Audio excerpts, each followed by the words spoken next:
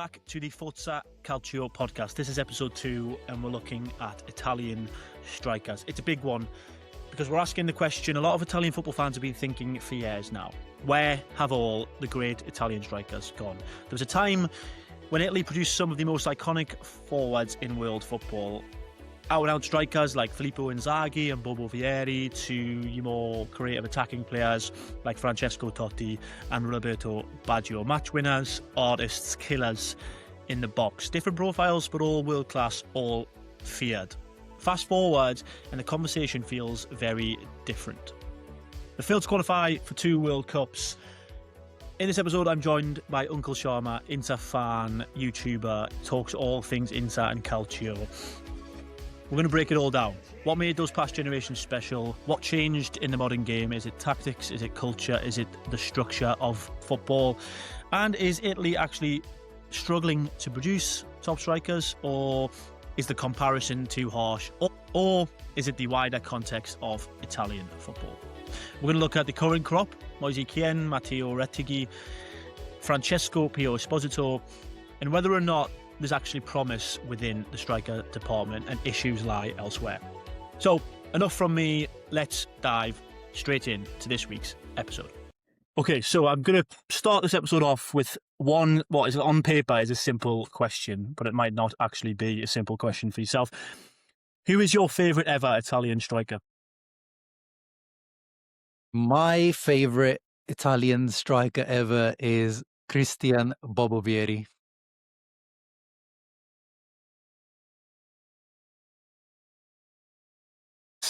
Yeah, talk me through why. What is the sort of I know obviously you're an Inter fan, but what is your sort of allegiance with him? Why him? What did you like about Vieri that so much out of all the Italian strikers around, especially at his time as well?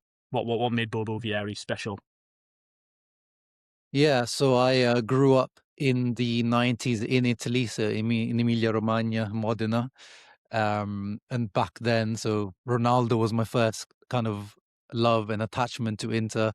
But then really when I started watching Inter semi-regularly was when Bobo Vieri was really there, starting week in, week out. And I was, starting to understand football. And, I guess we're going to touch on it, the whole looks, the vibes of Christian Vieri, the long hair, you're just the bully defenders, the left foot, the power. So many goals he scored for Inter. Like his record was absolutely unbelievable. Not really delivered the titles, but back then when you're a kid, you don't really care about that. I was an Inter fan, and this guy was the guy that was leading the line for Italy and for Inter. And he had a few iconic celebrations. He had his own, if you remember, he had his clothing line back in the day as well. I think it was like one of the first ever to do it. That one that used to have the heart on the t-shirts. And yeah, man, I think that was the first ever kit I ever had was also Christian Vieri, a fake Inter kit with Vieri at the back. Nice. No, I think they're all very good reasons to really like Vieri. Obviously, Italy back then especially had such a large host of had such amazing strikers at the time. I think many would pick Vieri as one of their favourite ever as well. Essentially, where do you think the problems lie then with Italy? Well, we're going to dive straight into it because at the minute, obviously, the situation with Italy is concerning given the lack of qualifying for the World Cup over the last 2 years. There's some kids out there in Italy now that have never seen Italy in the World Cup, and that's a 4-time world champion. And I think there's deeper roots. I think there's deeper concerns, but I wanted to touch on the strikers because I think it is a great signifier, especially in the attacking department. If we widen it from just out-and-out strikers to your more attackers, where you can bring in sort of Totti, Del Piero, Baggio and stuff like that. I think the attacking department, and especially the strikers, is a good signifier of how far the sort of golfing class is in terms of where Italy have come from and where they are now. And I just wanted to hear your thoughts because I've got my concerns about sort of youth development in the country and giving certain players a chance and the structural issues within Italian football. But what are your thoughts on, as a fan of Inter and a fan of Italian football, what are your thoughts on the issues in terms of talent, progression and development? Yeah, no, there's no way to say anything else apart from there's a big issue with the talent development The striker, though, my opinion, the striker issue is a worldwide issue, is a football issue. Because if I were to ask you now, if you name me for every country, you can list off their best striker. You can list off, like, for example, for England, obviously you got Harry Kane, but who's after Harry Kane? Yeah, I think I've had the debate before where I think at one point the second striker for England was potentially Anthony Gordon, who's a left winger. So that's like, yeah, I do get your point. There's a concerning, I guess, global shortage on great strikers. Yeah. But Italy itself seems to struggle with youth progression in attacking department everywhere, really. So it's I think the striker signifier is also a global sort of thing, as you say, but also I think it is a good example of how far Italy, where Italy have come from to and how far they've fallen in terms. I don't want to be too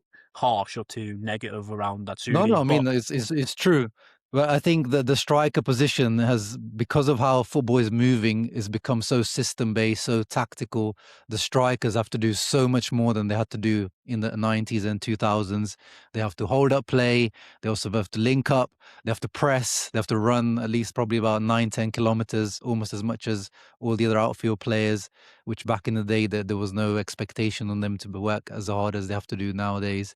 So there's so much else that they have to do outside of goal scoring, that position, I think, has become really the toughest position, I think, in football. I think it always was, in terms of, because you have to score, which is the hardest thing to do. But then now you have to score, but also do 50 other different things. And that position, because you have to do so many things, I think it's hard for Italian clubs to trust a young Italian striker in that position. Like, for example, Pio. Inter have only trusted him now because he was Serie B Player of the Year. Yeah, but I think otherwise he would have been one of the myriads of loan after loan after loan. Yeah, that ends up not going anywhere. But I think that 2 points there, essentially. Yeah, I think the tactical structure of the game has changed now. That will bring me on to a separate point, but as you've brought up Peel, we'll dive into sort of him and the striker situation within Italy now. So you've got obviously Pio Esposito, you've got Moise Kean, you've got Retegui. They're the three sort of main strikers at the minute. Retegui's now playing. I was quite happy with this trio last summer, because Moise Kean was bang on form with Fiorentina, Retegui was banging in the goals for Atalanta, and then we had Pio coming through. So I was thinking like 3-5-2 is the way forward, because we've got these at least three strikers and Scamacca in there. I was like, okay, because we don't have wingers. That's my actual issue with Italy is more wingers. Like, we have no creativity, we have no speed, we have no 1v1. So that's where I slightly disagree with you in terms of course, there's not that much quality up front either.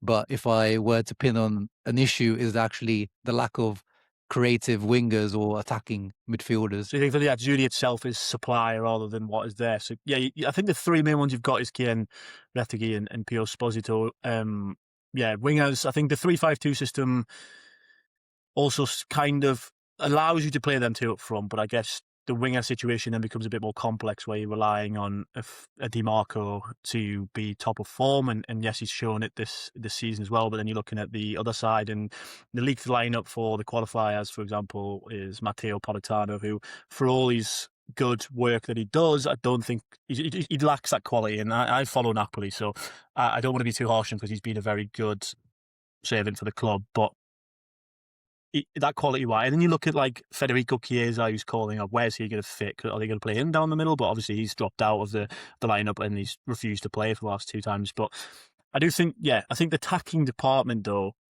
it just seems a bit disjointed. But Pio Esposito, I think, is such a bright spark for the Azzurri, because he's on loan at Spezia last season. He's second top goal scorer, I think, player of the season, put Spezia in the playoffs essentially. Like, single-handedly delivers them playoffs for them, and he's such a bright talent at the time. And then he comes back to Inter, and they actually keep him, which is actually rather refreshing, because if I compared him, and I don't really want to compare players, but if you compare him to likes of Francesco Camara, for example, you look at him, he's playing in Serie D, when Futuro go down. He comes back to Milan, he looks like he might be entrusted in the lineup, and then he gets... I think the deal is permanently sold to Lecce with a very cheap buyback clause.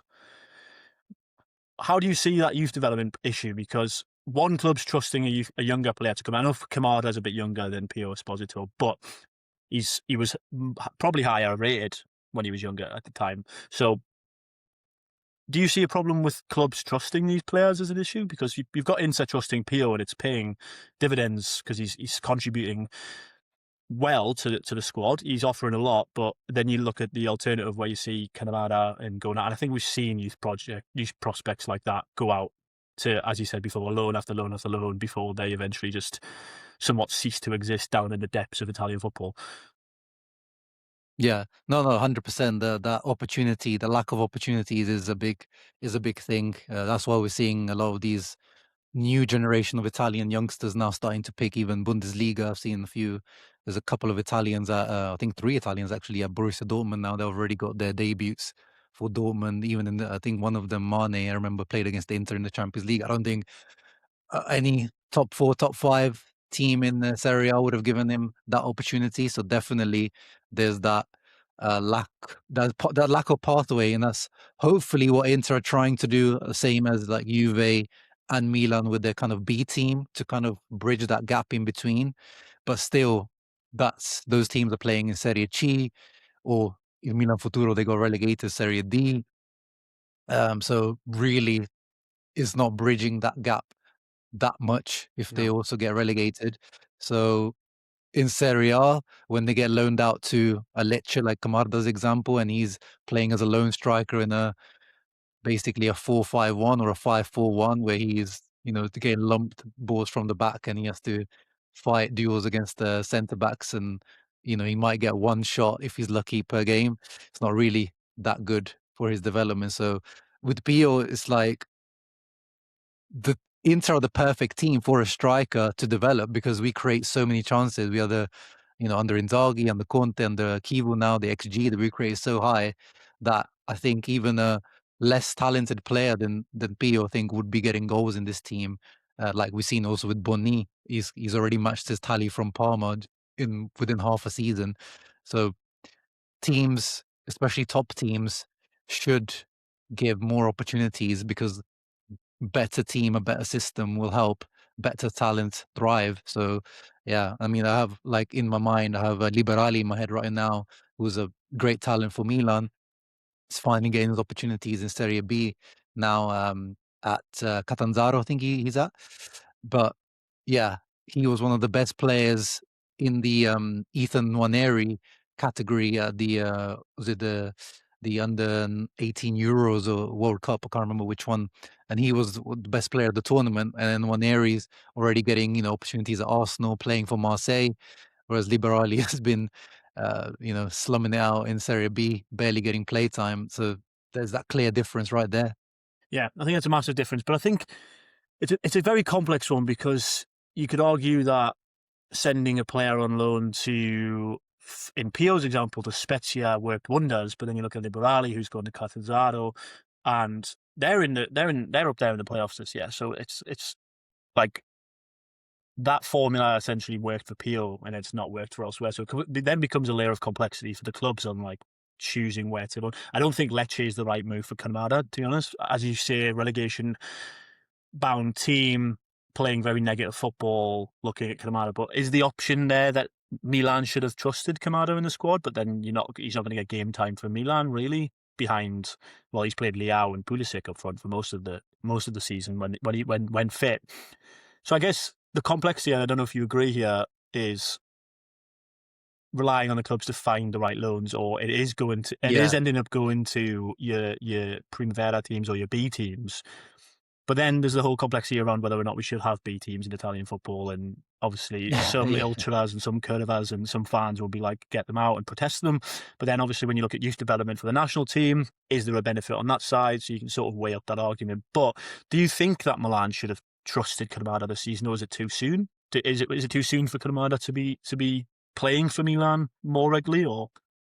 Yeah, I think from what I've seen at Lecce, again, it's a harsh environment for him to be judged on, but he doesn't look like, it's probably actually, in a way, it's also probably done him quite good to be at that level and just be lumped up 50 balls a game, and then he wins like 5. Character And building, I guess.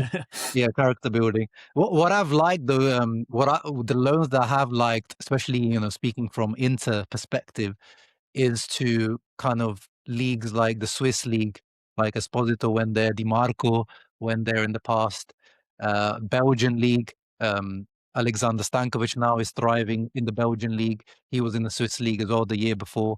So kind of these leagues where youth is given a chance straight away, like they loan him in not to like fill the squad. They kind of loan him in because they're going to play these players, and it's mutually beneficial to the player, to the club, and they usually have a plan later down the line as well, because they always or they would loan these players with options to buy, and then you can also keep a control of the player with kind of a resale value or something like we did with Alexander Stankovic, a buyback clause. So I think rather than loaning in Italy, I'm quite a fan of loaning to these kind of other European leagues where youth is given more of a trust.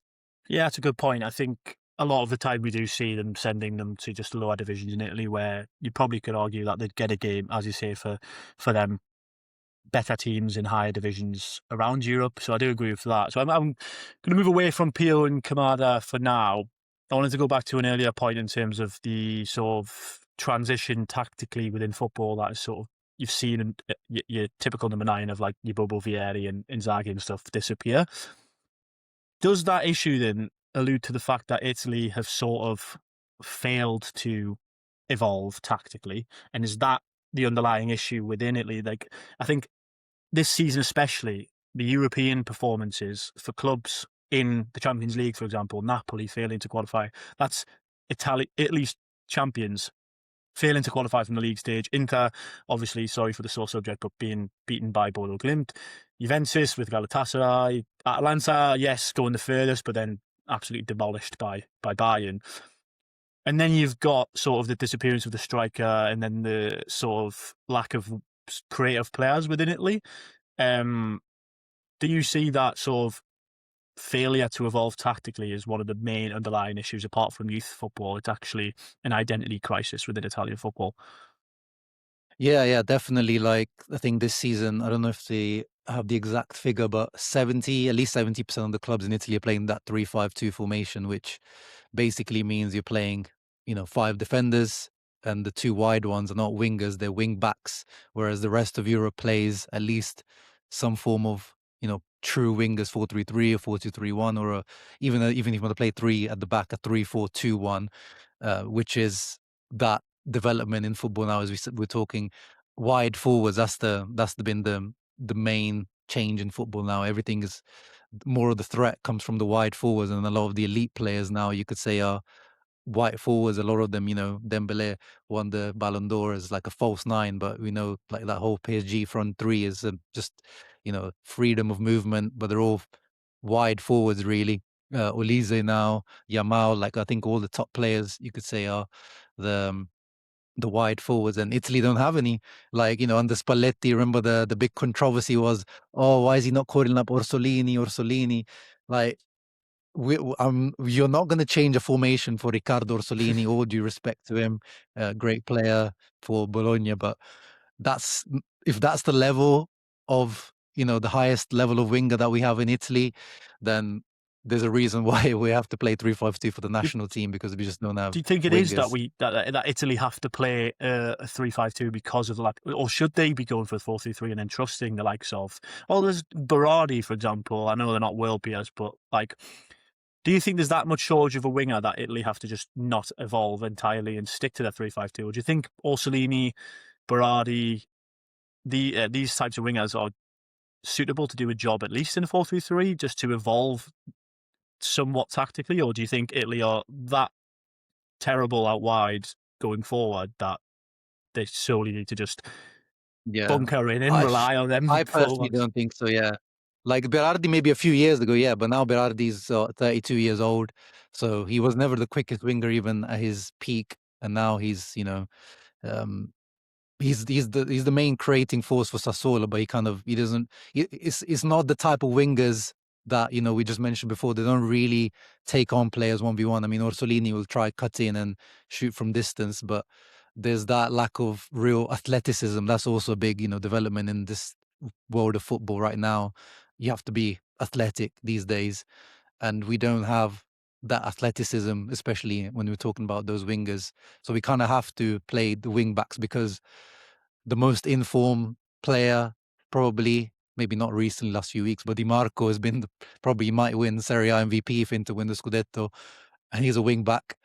Palestra on the other side has probably been the standout young Italian player outside of Pio, and he's a right wing back. And he at least has some sort of athleticism as well. And as I mentioned, I'm quite happy with Pio, Moise Kean, Retegui as so that front two. Speaking about nostalgia, I like the one thing that's good about the 3-5-2 is that you have two proper strikers up front, which is something that you always used to have before back in the day, the 4-4-2. Yeah, I think it's definitely a good point that I think Italy are in a position where they need to tactically evolve, but they haven't laid the foundations to produce the players in order to tactically evolve, so then they're being left behind by nations. I mean, it's pretty damning when the World Cup is expanded to 48 teams and Italy still can't qualify first time of asking.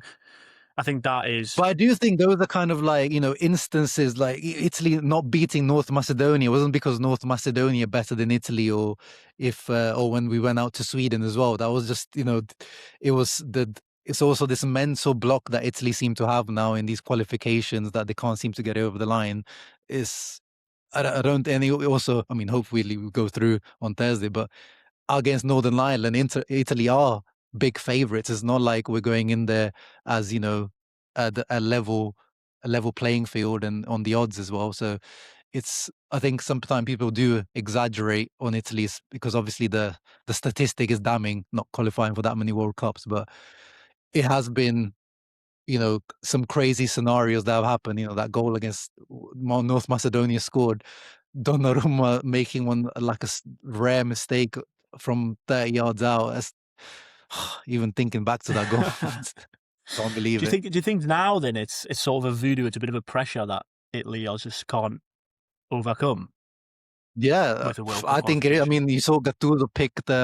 He wanted the Gewiss Stadium, the Atalanta Stadium over San Siro. He picked that stadium because he knows that as soon as things start to go wrong, a couple of bad passes, and the as he said, like Inter or Milan fans or Juve fans will start booing.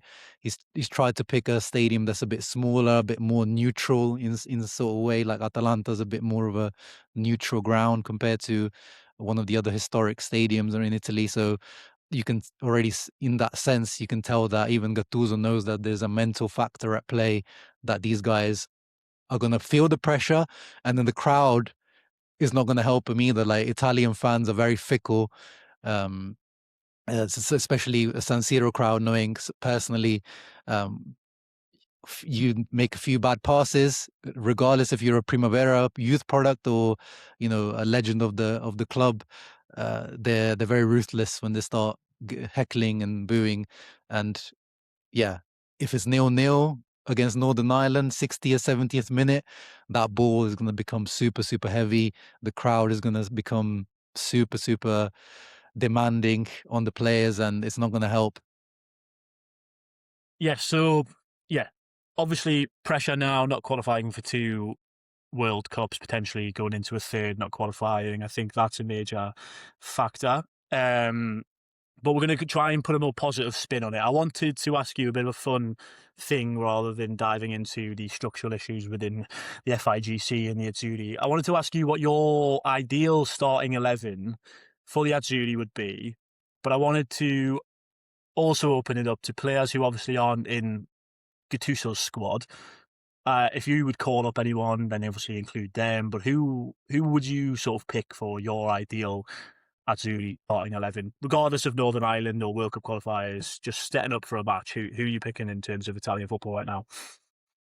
Yeah, as I said, it's a tough question. I feel like I've put you on the spot there. Feel free to just not name an 11 and pick out some players that you think deserve a call up. But yeah, I wanted to open that up and have that discussion about what sort of pool of players we've got there and what your thoughts are. Yeah, I mean, dream 11 of this, hardly a dream. Buffon, Cannavaro. Yeah, that would be nice. But I mean, yeah, I think pretty much the lineup that Gattuso's probably going to put out is you're almost there, because that's the pool of players we have to pick from, really. So it would be Donnarumma. There's 3-5-2 for me. Donnarumma, left centre back Bastoni, Buongiorno in the middle. I know he's not been on great form, but I still rate him as a centre back. And then Scalvini on the right, and then Palestra, a right wing back, Di Marco left wing back, pivot, centre defensive mid, Locatelli. He's having a great season. Next to Tonali, in theory, Barella, but he's not been having a great season. But you said, if it's a dream lineup, then I'm dreaming about peak Barella. Yeah. And up front, it would be. I do like the This is a tough question. This is a tough question for you. Keane-Retegui duo. Like, from what I've seen, I do like the Keane-Retegui duo. Like, they seem to have a good chemistry built together, and then having Pio off as a super sub. To be honest with you, I think you've probably picked the exact starting lineup I'd also go for at the minute. The only thing is, I really, really rate Pio Esposito enough that I'd be tempted to start him ahead of one of Retegui or Keane. I mean, I feel like it would be harsh to say Keane's form this season isn't obviously what it was last season, but given the mess that Fiorentina have been, I think that would be harsh. But then I also don't know anything about the Saudi league to keep an eye on if Retegui's carried on his form. I think in reality you probably do have to start Retegui and Keane together and bring Pio Esposito off the bench. But I really, really love. I think Pio Esposito is the most exciting talent in Italy right now, coming through for sure. So I wanted to go back to obviously him and the future of the Azzurri, because obviously he's definitely going to become a star in my eyes. Whether that is in the next couple of years, whether or not he can, I don't know what's going to happen with obviously Keane and Retegui and who, to be honest with you, I don't know how long Gattuso is going to last. So then it all depends on who comes in after Gattuso. So I wanted to talk. What are your thoughts on Pio as a future star of Azzurri? Where does his strengths lie? As an Interista, you obviously watch him more than quite a lot of people who will be listening. You watch him week in, week out when he's playing. What are your sort of 3 traits that you pick from him that I go, right, this guy is a special talent? The thing that struck me most about Pio was so I didn't watch too much of him at Spezia. I watched a lot of the highlights, and I've seen every single one of his goals that he scored, but I didn't watch too much of his general play. But as soon as we played him at the Club World Cup in the summer, when Kivu came in after all the stuff that happened at Inter with all the losses at the end of last season, so he came in, and the thing that struck me most about Pio was he comes in, and whether he's coming on as a substitute or he's starting, it looks like he's 32 years old. Like, he plays like a really seasoned striker that knows what to do, how to win a foul, and then he's also, another trait that I see about him is that he's a magnet to the ball.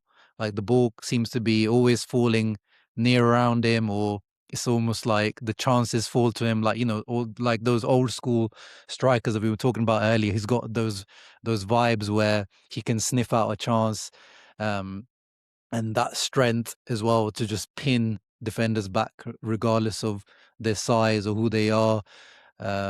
He's so good at using his body. He still can probably improve, because he's sometimes maybe falls a bit too lightly at times for the size of him, and he maybe doesn't get the fouls as well as he deserves. But yeah, that's my favorite thing about him, is that he doesn't look like a 20 years old when he plays. He looks and feels like a seasoned pro.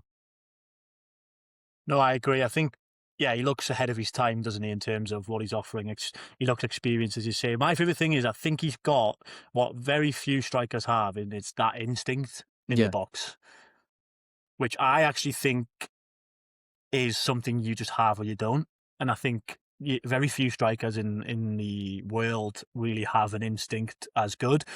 So, like, you're looking at, I'm not obviously comparing him to an Erling Haaland or a Victor Osimhen at this stage, but you're looking at them players who have that killer instinct in the box that, if you can put it on a plate for them, then it's dangerous. Do you think Pio also benefits from your sort of 3-5-2 system. Do you think he's better in a 2, or do you reckon he would be suitable in a front 3 with wingers? Do you think he works both? I don't know because obviously he's got the killer instinct, he's got the hold up play, he brings players nicely. Does he need a second striker around him to play off him, or do you reckon he can work within side 2 wingers in more of your sort of in the box area? Yeah, I think he can. I think he can because I think at Spezia they also played 4-3-3 at times, I believe, when I used to check into his performances. So I think, yeah, like I said, he can pin down centre backs, he can hold the ball up and run in behind. So I think he can potentially play if we, eventually in a few years move to single striker formation. But at the moment, I think it does definitely has benefited in playing. I think it would benefit any type of striker having just a partner next to them, especially if someone like the best partnership that we've seen into this season has been with Lautaro Martinez. So Yeah. with Pio and I think Lautaro, anyone can learn from a Lautaro, yeah, can't they? Play alongside him is obviously special. I was just asking about the transition to 4-3-3 you're on because of Inter, obviously, as well. But if we're talking potentially about the tactical evolution of the Azzurri, first question is, Gennaro Gattuso, do you see him as a long-term answer for the Italian national team? Credit where it's due, I do think the attitude he's shown to the job and the commitment to the job and how serious he's took it. He's travelled around every single club. He spoke to the players. I think it's someone came out this week. I think it was Locatelli maybe or someone else basically said he's been speaking, or Pio Esposito. Someone said they've been speaking to Gattuso more than his own mum well, recently. Calafiori So said that, yeah. Calafiori, that's the one. Sorry, you've got, yeah. So I do appreciate the attitude that he's shown and the commitment he's shown to the role and to make effort in going around each club, introducing himself. Obviously, he doesn't need to introduce himself because it's Gennaro Gattuso, but you know what I mean, making them connections and building them relationships. But do you think he is an answer for the Azzurri? I mean, many people are going to say he's got the passion to get into, he knows what it's about, but is that enough in Italian football anymore? Like, that seems to be the answer. That's what seems to be everyone relies on, is whether or not Italian football has grinta. But I mean, we're miles away from that being the only thing for success. Mm. I mean, yeah, he definitely gives the temporary coach vibes because of all of his career, Yeah, his work. Apart from his job at Napoli and Milan, he's been quite, yeah, subpar for most of his coaching career. But he's definitely I don't think you have to be an elite coach to be the national team coach. That's especially these days. You see, I think all the best coaches are in club football these days. So I don't think we have to have the best tactical genius mind to be the Italian national team coach. So it might work. I mean, Spalletti showed that maybe he was too tactical for the yeah. I Italian think national that's where team. his downfall was. I think he Yeah, tried to evolve, and he obviously fighting against the system of yeah. Italian football a bit. But yeah, Yeah. So I think I mean, this is the potential to judge him, Gattuso now. If he qualifies us yeah, and we have a solid World Cup and we see some bases, some foundations put in, he could be. But he's kind of making, from what I'm seeing now, he's kind of making the usual similar decisions of, the call ups you mentioned earlier. I didn't get to mention my the omissions. So he kind of, he didn't call up Coyote, yeah, who has been, massive. Yeah, one of the best fullbacks in the Premier League. And I think he should be called up just to make sure that his allegiance is secured to Italy. So we get that, those caps in for him. Obviously, it's a playoff game, do or die. So maybe not the best time to give all these debuts. But this, it just the mentality at the moment is giving me those vibes of going with the, the old guard, calling up guys that are out of form. Like Raspadori, who's barely played this season, yeah. has been injured as well, just because he's part of the group. Frattesi, who has barely I played for it saw this season. I saw that if Tonali obviously came off injured for Newcastle, if he's not fit, then he would put in Frattesi instead of Pizzili, and I think you're looking at that, that's a bit backwards in my eyes. And then starting Gianluca Mancini instead of a Scalvini, I just think there's certain decisions there that's a bit archaic in my eyes, I think. Yeah, so there's those red flags already from Gattuso Yeah. that he's the kind of same old, same old. Yeah. I don't really want to compare him, but you're going back to, you don't need to be a tactical master to be a national team manager. I think, is there comparison that could be made between the appointment of Gareth Southgate at England and sort of, I know England didn't win anything under Gareth Southgate, but it certainly took England from a bit of a dark situation in terms of national team football, brought them back and really made something of that England team and a good feeling around the England team and challenged 4 trophies at least. Yes, obviously he didn't win, but he brought English football back to actually being a serious national team. Gareth Southgate managed at Middlesbrough, for example. He was never actually a good club manager and then came in and he's now hailed as one of the best England managers of all time. Do you think there's a bit of a crossover with Gattuso there in terms of that comparison? Because you've got Gattuso who failed club level, essentially, and realistically he's not turned out to be good. I mean, out of the World Cup winners of 2006, he's probably one of the better success stories in terms of management, given Cannavaro and Pirlo off somewhere in Dubai. But do you think it works that way in terms of Gattuso might actually benefit him being a national team manager instead of a club manager, and he actually might see some success? I think people are very quick to say, "Oh, Gattuso, why we're hiring him?" But I mean, if he qualifies for the World Cup and then goes in to have a good tournament, you could see that comparison, no? Yeah. I could see that comparison for sure. Yeah, because international football is a lot more about pragmatism, and it's a lot slower pace compared to club football. And as you mentioned, like Gareth Southgate, he kept things quite simple with England. He didn't try to overcomplicate it. He kept, it was more about being solid at the back first, and then hitting teams on the other side, because they had, these last few England generations have been pretty unreal. The depth of the squads have been really, really good. But definitely, yeah, as I said, I don't think you have to be the best coach available in Italy to be the Italian national team coach. And hopefully, yeah, Gattuso is smart. Well, I think Spalletti was, obviously Conte is a different beast, but Spalletti says he was one of the best coaches in Italy when he took over. Yeah. I would say, Italy, you're the best available coach. Yeah. But I think Obviously at international level, I do see the likes of Gattuso or like a Max Allegri, those types of coaches that, those guys that kind of don't have too much input into the tactical side of things. They kind of keep things, simple for the players. I'm going to throw a curveball because I have heard his name mentioned by a few other podcasts and people for the Nerazzurri after he leaves Lazio. It's Maurizio Sarri. Obviously, that's going the entire different way in terms of not bringing a tactician in and then bringing in Sarri. But do you think that could work? I know that's going against everything we've just discussed, but is there a potential that Sarri's next step is into national management? I personally don't see it, because he's one of those coaches that loves to needs as well, like tactical work for like days, weeks. Like they always talk about how many hours he likes to drill players on like the repetitions on the movements. And obviously he wants to play 4-3-3.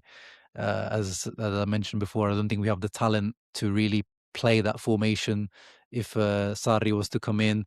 And he's so cranky as well. Like I do love Sarri, but I don't see the fit for the Italian national team coach. I think more coaches like Allegri, Ancelotti, Ranieri, those types of coaches feel like the right fit. Or Inzaghi if he comes back from Saudi Arabia. Inzaghi's a good one. Yeah. I think Ancelotti's a huge miss for the Italian national team. I can't believe they didn't go all out for it to get him in for it. Like, I just the fact that he's managing Brazil as a national team instead of Italy is pretty damning for the state of where Italian football's going. He would have been ideal. I do think give Gattuso a chance if he qualifies for this tournament. Then I think it'll be interesting to see how he approaches the World Cup. But I think if Gattuso doesn't work out, I have no idea where the Nerazzurri go next, to be quite honest with you, because you can't go back to Conte. You can't. Ranieri's not going to come out and manage again, really, after his Roma stint. As you say, Sarri, probably not the answer. Max Allegri, potentially, depending on how it goes at Milan, but I don't think he's done in club football yet. So if Gattuso doesn't work out, I have no clue where the Nerazzurri go, to be quite honest with you. And it'll be interesting to see whether... I think recently the FIGC, Gravina, came out and said that there's reform in terms of the youth development, whether or not that actually becomes a thing, and time will tell. But I want to end it on a positive at least. At least we've got Pier Esposito carrying the flame for Italian youth prospects. You're definitely happy about that. I want to see him play for Nerazzurri more. I want to see him become sort of the best talent. I think he's a shining light in a worrying department for Italian football, tactically and youth-wise as well. But I think we'll end on a positive note and say that Pio Esposito is the future, and I think you'd probably like that one as well, being an Inter fan. Yeah, he's going to score the goal to take us to the World Cup against Northern Ireland. Let's hope. I want to say, so we'll end the podcast there. I think we're looking at about 45 minutes of the podcast. I want to say thank you to you for coming on. Feel free, shout out something, tell people where to find you. Yeah, this is your 20 seconds to highlight anything you want. No, yeah, thank you, Luke, for having me on. It's been a pleasure following you on the different socials, all the work that you do. And yeah, find me on YouTube mainly, Uncle Sharma, and then on TikTok, Instagram, should be able to find me on the same handle. Mainly talk about Inter, but also try to cover Serie A and the Azzurri national team. And enjoyed it. Yeah, no, I will link all your stuff in the description, wherever you get your podcasts, you can find them in there. Yeah, thank you again, and hopefully we'll see Azzurri at the World Cup this year.